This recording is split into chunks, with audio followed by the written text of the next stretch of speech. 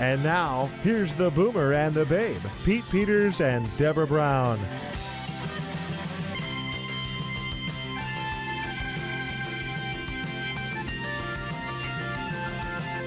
So Bob, I know that you do something that is very near and dear to my heart, and that is you arrange for people to have in-home care. And that would be in-home non-medical care. Is that basically what your business is? Yep. And the name of your company is? Golden Heart Senior Care. Golden Heart Senior Care. I like the sound of that. That Golden Heart has a nice image, and that's kind of what your logo looks like, hands holding that Golden Heart. Yeah, it was designed specifically for that. We wanted it to have the image that what this business is about is care.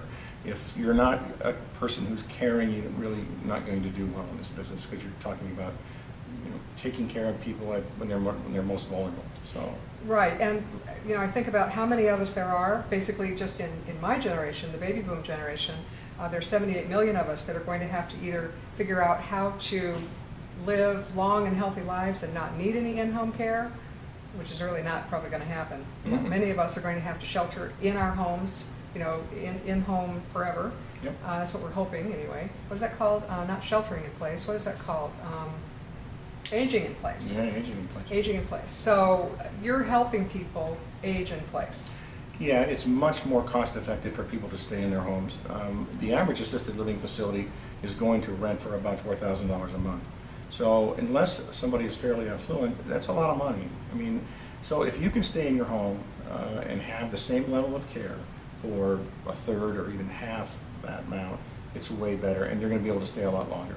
Plus, you're in your own surroundings. You're used to being where you live. Many people that we take care of have been in their homes for years, and they don't really want to leave. So this is a good alternative. Right, and what I believe is that people want the same thing, no matter where they are, no matter who they are. They want love, respect, and comfort. They do. And if you can provide loving surroundings, which is frankly your own surroundings are always going to be the most love, hopefully, and that care and respect in that environment, don't you think that people can be, maybe happier and live longer with that? Yeah, we've found too that people will actually start to improve, especially if they've been living on one spouse taking care of the other. Right. One spouse may be very healthy, the other not. And so when you bring somebody in, a third party, to take care of the spouse that was ailing, it frees up the person that was tied to the care.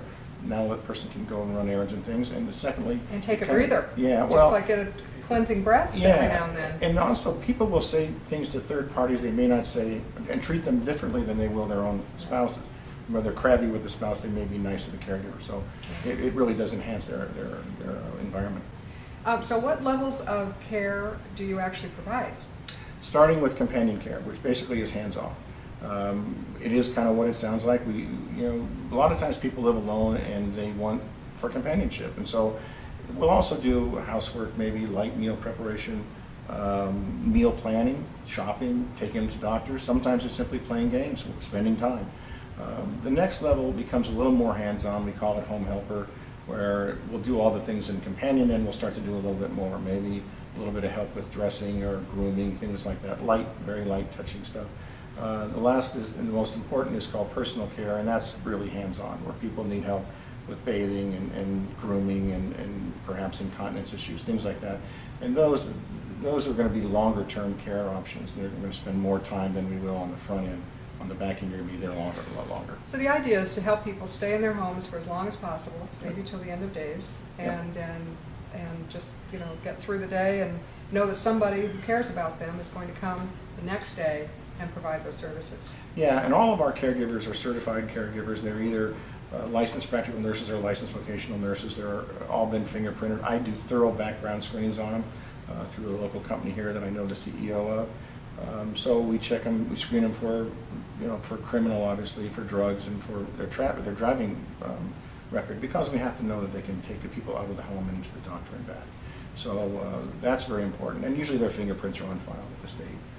So you're low cost, high quality, and you know how to take that caring Golden Heart out on the road and show up at somebody's house, knock on the door, and go in and say, I'm here to help you. Yeah, exactly. And because we're a zero tolerance company, and I teach my people that they need to have respect for where they're going. You're going into somebody's domain, and you're being invited in.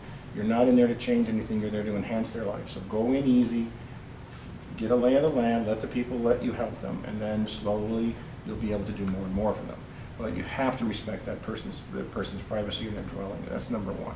I think you're absolutely right, Bob. Thank you for sharing that with My me. pleasure. Thank you. Absolutely. All right.